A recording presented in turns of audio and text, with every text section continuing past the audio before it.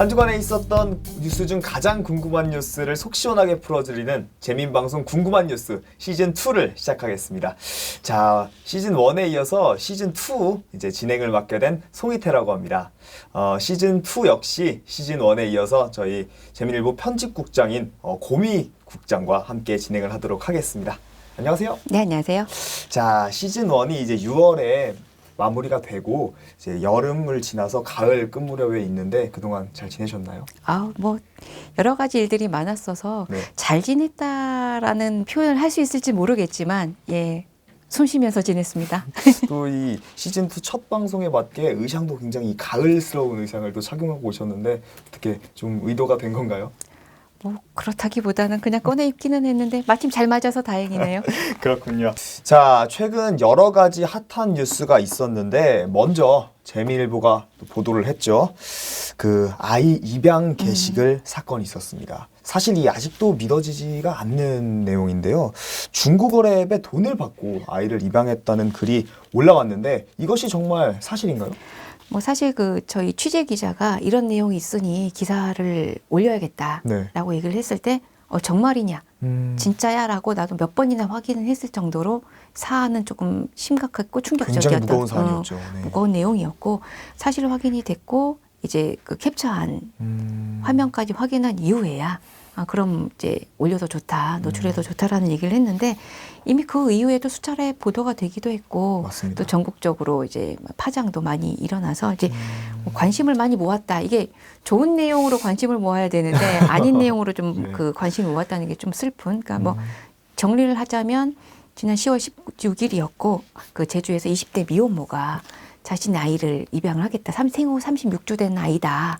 20만 원에 그 입양을 할 생각이 있다라고 하는 글을 게시글 아이 얼굴과 같이 이제 게시를 했습니다.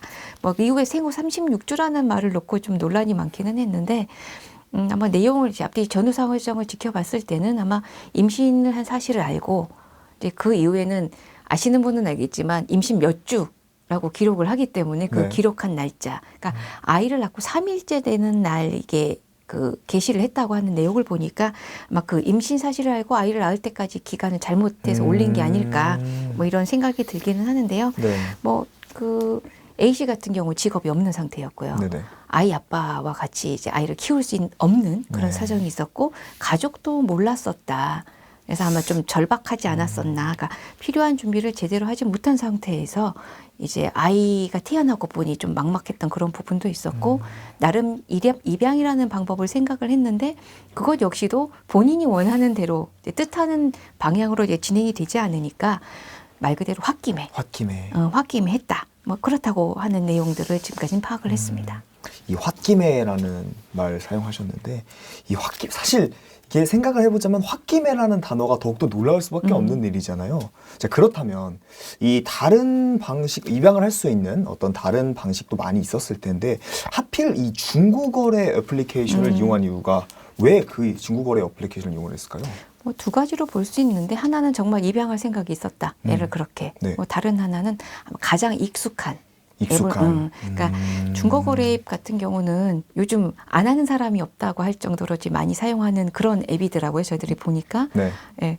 저도 몇 번 들어가서 이제 확인도 해보고 뭐 코로나19 마스크 문제가 생겼을 때는 그것을 통해서 마스크를 정말 많이 공유도 하시고 판매도 하시고 하셨던 걸로 제가 기억을 하는데 그런 것들. 그러다 보니까 이제 많이 접근을 했었던. 그리고 또 하나는 지역 설정이 가능하니까. 그렇죠. 그러니까 아이를 빨리 입양을 시키고 싶었다라고 하는 그 전제를 생각을 한다면 뭐 연락이 왔는데 미국에서 오고 뭐 이렇게 하면 더 힘들잖아요. 그러니까 그런 것들을 아마 생각을 해서 좀 하지 않았을까. 아무래도 지역 내 많은 사람들이 이용하고 있는 많이 보게 하는 뭐 그런 목적도 있지 않았을까도 있고. 근데 좀 사실 이 좀 안타까운 게 그렇다고 하더라도 왜 특정 가격을 매긴다는 것이 좀 가슴이 많이 아팠어요. 그러니까 게시글을 그 외에도 여러 번 찾아봤는데 보면 드림. 나한테 필요 없는 거니 이제 드리겠다. 좀 나눠서 같이 쓰는 건 어떻겠냐라고 하는 내용들도 사실 있고 그리고 나 뭐 잃어버린 게 있는데 같이 찾아주세요. 혹시 어디서 뭐 분실물을 습득하셨으면 알려주세요. 강아지나 고양이 잃어버렸어요. 도와주세요. 뭐 이런 내용들도 있더라고요. 근데 만약 이분이 조금 더 생각을 하셨으면 이런 좀 어려운 사정인데 내가 도움받을 수 있을 방법이 있을까요? 라고 했으면 또 어땠을까 봐 거기에 대고 모든 분들이 다 아우 그래요 하고 이거 도와줄 방법 찾아줄게 하진 않을 거예요. 좀 그렇죠. 안 좋은 비난도 있을 거고 야단치시는 분도 있겠지만 만약 그런 상황이라고 하더라도 자신과 또 아이를 생각했으면 거기까지 한 번 더 생각했으면 어떨까. 그래서 지금 경찰이 좀 수사 중인 사안이기도 해서 제가 뭐라고 단정짓기는 네네네. 좀 어렵지만 다만 이제 고의성 여부가 지금 쟁점이 되고 있다라고 하는 부분, 그러니까 그 부분에 대해서 이제 가려진다면 좀 더 그때 당시에 왜 그런 선택을 했는지를 좀 더 알 수 있지 않을까.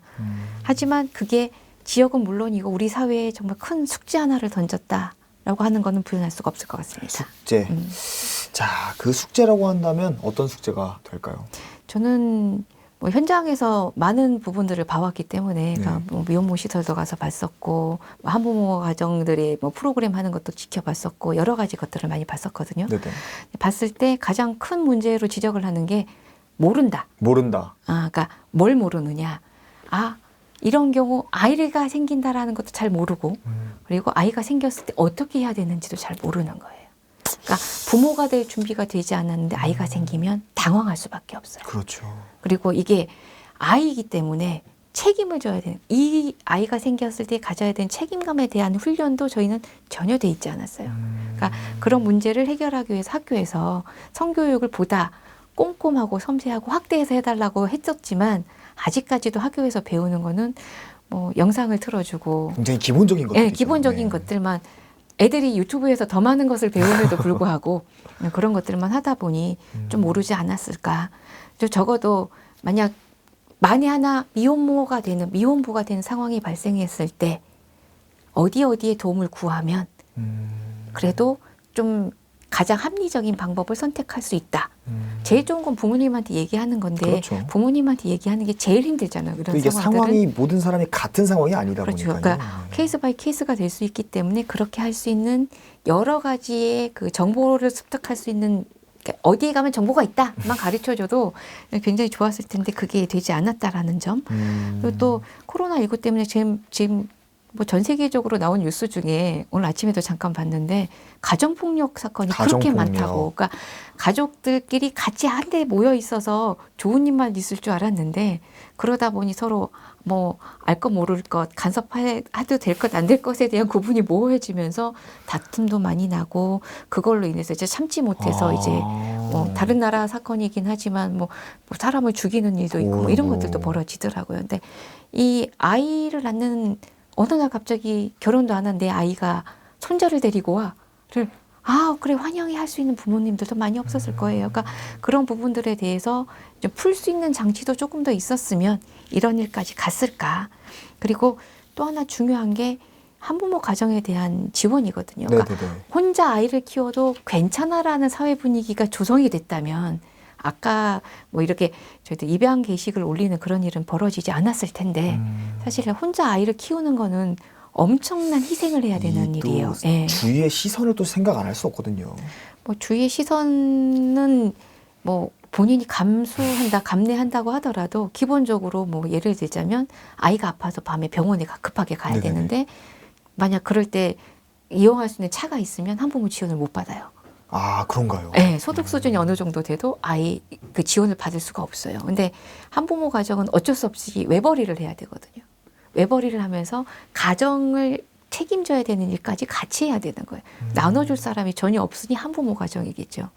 그거를 선택의 문제니까 아니면 일반적으로 복지정초에게 우리가 지원할 수 있는 기준이 이러니까 라는 잣대로 갖다 대니 현실적이지 못해서 그러니 한부모 가정 지원을 받기 위해서는 뭐 정규직을 포기해야 되는 경우들도 벌어지기도 하고 뭐 재밌지만 미혼모는 출생신고가 가능한데 미혼부는 출생신고가 안 돼서 어린이집 지원 하나 받으려고 해도 전전긍긍해야 된다는 그것도 얘기도 굉장히 특이하네요. 네, 그러니까 그런 부분도 좀 제도적으로는 필요하기는 해요. 이 아빠가 그러니까 아이를 낳았다는 증빙은 가능하지만 그죠? 생물학적 아빠라는 것 말고는 이 아이와 연관성을 증빙할 수 있는 방법이 없어서 미혼부 인정을 하질 않는 거거든요. 아이를 키우고 있음에도 불구하고.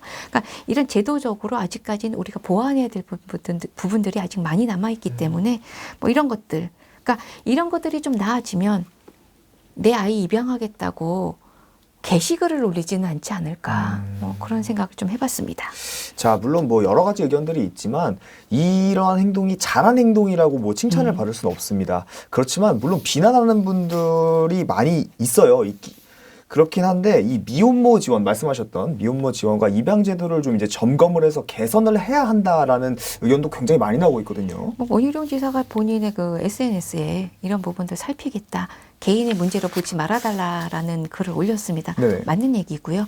뭐 이 기회로 전 참 다행이라고 생각하는 게 한부모 가정이라든가 입양 제도에 대해서 사람들이 한 번 더 알게 됐어요. 그 굉장히 중요해요. 문제가 생기지 않으면 한부모 가정 같은 경우도 이렇게 해서 학교를 못 보내게 됐다는 슬픈 사연이 나오거나 입양 게시글 올라가야 사람들이 알잖아요. 그렇죠. 전혀 몰랐던 일도 아니고 한부모 가정이 어느 날 갑자기 뿅 하고 생긴 것도 아닌데 그런 부분들도 사실 있고요. 입양 제도도 사실 문제라고 보기보다는 네. 입양을 보낸다라고 하는 게 누군가한테 새로운 가정을 만들어준다 하고는 또 다른 의미가 될 수도 있거든요. 네. 굉장히 엄격해야 되는 게 맞습니다. 그러니까 쉽게 선택할 수 없는 부분이라는 거에 대한 사회적 공감이 이루어져야 된다고 봐요. 입양 제도는 저는 개선을 쉽게 입양을 보낼 수는 없잖아요. 그렇죠. 예, 그러니까 네. 그런 부분들은 좀 더 꼼꼼하게, 그러니까 입양 선택을 신중하게 해야 되는 것은 좀 제도적으로 조금 더 철저하게 하고, 그죠? 입양을 선택하는 전까지, 그죠? 그거는 어떻게 보면 마지막이잖아요. 가정, 내 아이와 나를 분리를 시키겠다, 제도적으로. 근데 이 선택을 하기가 정말 힘들어요. 이제 진짜 가정을 잃어보신 분들은 알거든요. 그게 가장 힘든 일이기 때문에 힘든 결정하지 않게 하는 그런 장치들을 만드는 쪽으로 이왕 말이 나왔으니까 좀 속도를 내서 진행이 되어졌으면 좋겠어요. 뭐 아직까지 네. 완전히 완결이 나지 않은 사건이고 또 경찰도 계속해서 조사 중이고 뭐 말씀하셨던 제도 개선도 필요한 부분이고 이런 부분들은 우리가 좀 시간을 두고 추후에 지켜봐야 할 부분인 것 같습니다. 하지만 사실 저는 아직도 미혼이기 때문에 자녀가 없잖아요. 그래서 이 보도를 통해서 기사만 접했을 뿐 어떻게 보면 이 제3자의 시선이라고 볼 수가 있는데 이 실제로 자녀가 있는 분들은 생각이 또 다를 수도 있겠다 이런 생각이 좀 들었거든요. 실제적으로 그 한부모 가정들의 협의체가 있어요. 네. 전국 단위 협의체가 있는데 그 협의체 관계자분들은 일단은 처벌은 해야 된다라고 말씀하십니다. 엄마가 이제 뭐 입양을 희망을 하고 이제 분리된 상태이기도 한데, 그러니까 당시 심리적인 건 어떤지 모르지만 이게 뭐 저희들 이번에 장난글도 하나 올라왔잖아요. 그러니까 네. 그런 것처럼 사람들이 가능한 일이라고 생각할 수도 있는 거예요. 판단력이 흐려진 상태에서. 유사 사례가 벌어졌을 때도 별일 아닌 것처럼 넘어가면 안 된다. 왜냐하면 부모가 됐기 때문에. 부모가 된다라니까. 왜 엄마들 가장 많이 하는 얘기 있잖아요. 너도 너 같은 애 하나 낳아서 키워봐라. 굉장히 많이 들었습니다. 예, 그러니까 그런 경우들하고 같이 이제 맞물려서 생각해 보면 그런 부분들 또 있지 않을까라는 생각이 들거든요. 그리고 또 하나는 뭐 저도 아이를 키우고 있는 입장이니까 제도적으로 조금 더 보완을 해서 이런 일이 다시는 좀 기사화가 안 됐으면 좋겠어요. 예. 또 이제 말씀해 주셨던 또 허위 신고 며칠 전에 이런 또 신고가 이루어졌는데 물론 빠른 시간 안에 이 허위임을 판단을 해서 일종의 이런 해프닝처럼 넘어가긴 했지만 이 다시는 이러한 장난은 좀 쳐서는 안 될 것 그렇죠, 같습니다. 그렇죠. 네. 자, 홧김이라도 글을 올린 미혼모의 잘못이 없는 건 아니지만 이번 사건으로 인해서 입양 제도나 한부모 가정의 좀 지원 등이 개선됐으면 좋겠고 물론 그 전에 미혼모의 숫자가 줄어드는 것이 가장 좋은 방안이라고 생각이 듭니다. 줄어들게 사회를 만드는 게 가장 좋은 네. 방법일 것 같아요. 자, 그럼 이렇게 저희가 준비했던 첫 번째 소식 중고거래 앱에 이 아이 입양을 했던 이 사건을 마무리 짓도록 하겠습니다.